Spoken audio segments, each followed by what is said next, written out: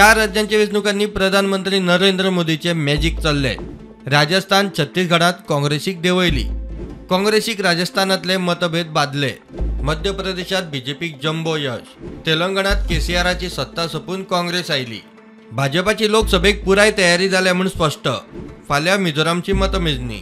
मध्य प्रदेशात भाजपाक स्पष्ट बहुमत, भाजप 163, काँग्रेस 66 जागांचेर जैतिवंत। राजस्थानात भाजपाक 115 सीट, काँग्रेस 66 सीटार।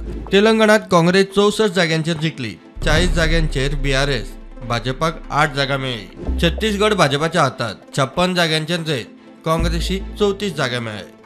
जनता जनार्दनाक वंदन। छत्तीसगड, मध्य प्रदेश आणि राजस्थानातले निकालान भारतीयांक बरे शासन आणि उदरगत जाय म्हूण दिसून आयले, जे बीजेपी दिवंक शकता। प्रधानमंत्री मोदी उलयला, लोकांनी दिल्लो कौल आमी मानून घेता, अस्तित्वा खातीरची आमची लढाई चालूच आसतली। तेलंगणाच्या लोकांचे उपकारी, तांकां दिल्ली आश्वासनां पूर्ण करतले म्हूण राहुल गांधी उलयला।